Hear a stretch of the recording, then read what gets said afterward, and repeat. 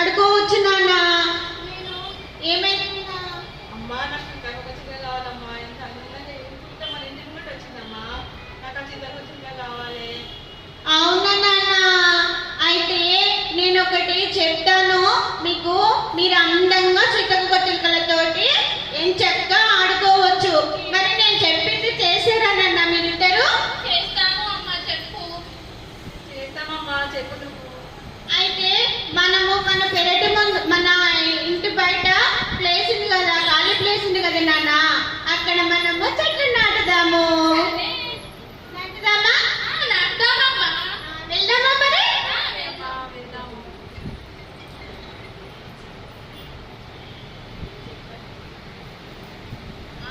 ఇలా గుంట తోడి మట్టి తీసి ఈ గింజ నాటాలి. ఈ గింజ నాటినాం కదా, ఇప్పుడు మళ్ళీ మనం లోపలికి వెళ్దాం. మళ్ళీ మనము నీళ్లు పోయాలి కదా నాన్న, ప్రతిరోజు నీళ్లు పోయాలి.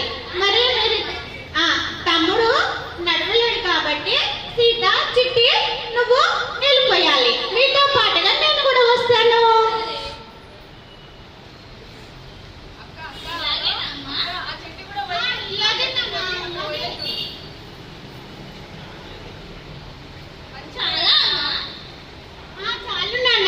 మొదటి రోజు, సెకండ్ రోజు, రెండో రోజు కొన్ని తక్కువ నీళ్లు పోయాలి.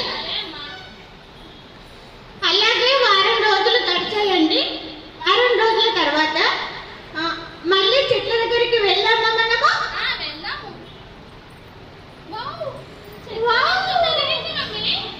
ఎంత బాగున్నా చెట్లు, పెద్దగా అయినాయి కదా.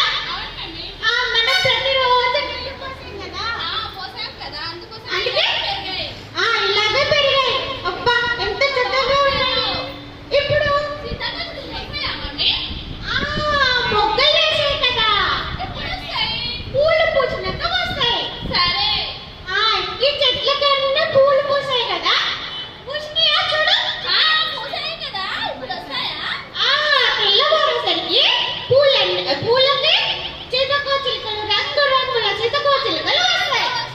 చాలా ఆడుకోవచ్చు, ప్రతిరోజు ఆడుకోవచ్చు.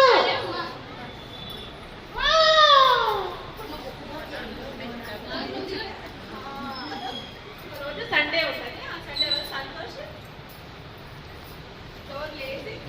డోర్ ఓపెన్ చేయగానే ముందు మొత్తం సీతమ్మ కనబడుతుంది. అమ్మ చూడు అక్క, ఇట్లా చిట్టి, ఇగో